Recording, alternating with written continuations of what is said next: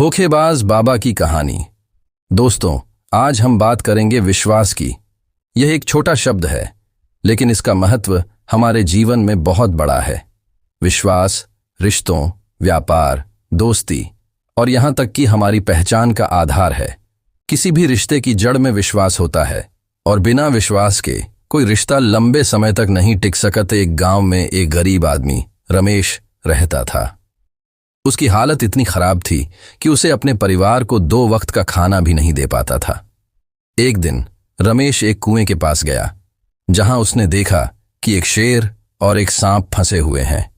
शेर कुएं में पड़ा हुआ था और उसे देखकर बोला, हे मित्र, क्या तुम मेरी मदद कर सकते हो?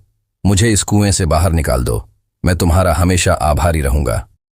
रमेश ने सोचा कि यह शेर है जो उसके लिए खतरनाक हो सकता है। वह शेर पर विश्वास नहीं करना चाहता था, लेकिन शेर ने उसे आश्वस्त किया कि वह उसे कोई नुकसान नहीं पहुंचाएगा।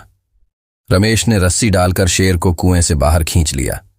शेर ने उसकी मदद के लिए धन्यवाद किया और कहा, अगर तुम्हें कभी कोई परेशानी हो तो तुम मुझसे मदद मांग लेना। तभी कुएं में से सांप की आवाज आई। वह बोला, भाई, तुमने शेर की मदद की, मुझे भी बाहर निकालो। रमेश ने कहा, नहीं, तुम तो सांप हो, तुम मुझे काट सकते हो। सांप ने बार बार विनती की और अंत में रमेश ने उसे भी बाहर निकाल दिया। सांप ने कहा, अगर तुम्हें कभी भी मेरी मदद चाहिए हो तो बस मुझे याद कर लेना। कुछ समय बाद रमेश को एक आदमी मिला, जिसने कहा कि उसे कुएं से निकालने के लिए मदद चाहिए। रमेश ने शेर और सांप की चेतावनी याद की और उस आदमी की मदद करने से मना कर दिया। वह आदमी कहा, मैं तुम्हारी बिरादरी का हूं।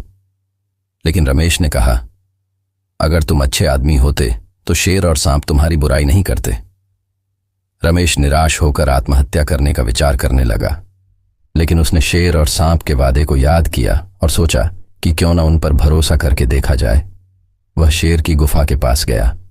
शेर ने रमेश को देखकर खुशी से कहा, तुम्हारी मदद के लिए मैं तैयार हूं। रमेश ने शेर से कहा कि वह बहुत गरीब है और उसे धन की जरूरत है। शेर ने उसे एक कीमती हार दिया, जिसे बेचकर वह अपनी गरीबी दूर कर सकता था। रमेश ने हार एक सुनार को दिखाया। सुनार ने उसे धोखा देते हुए कहा कि यह हार राजकुमार का है और उसे राजा को सूचित किया। राजा ने रमेश को गिरफ्तार करने का आदेश दिया। रमेश ने सांप की मदद याद की और सांप ने उसे बचाने का वचन दिया। सांप ने रानी को डसने का योजना बनाई ताकि रमेश उसे बचा सके। जब रमेश ने रानी को ठीक किया तो राजा ने उसे माफ कर दिया। इस कहानी से हमें यह सीख मिलती है कि विश्वास और सच्चाई का महत्व बहुत बड़ा है। एक बार किसी पर विश्वास करना और उस पर खरा उतरना, यह हमारी जिम्मेदारी होती है। विश्वास केवल दूसरों पर नहीं, बल्कि खुद पर भी होना चाहिए। इसलिए हमें हमेशा ईमानदारी से जीना चाहिए और किसी भी प्रकार के धोखे से बचना चाहिए। मुझे उम्मीद है कि आपको यह कहानी पसंद आई होगी।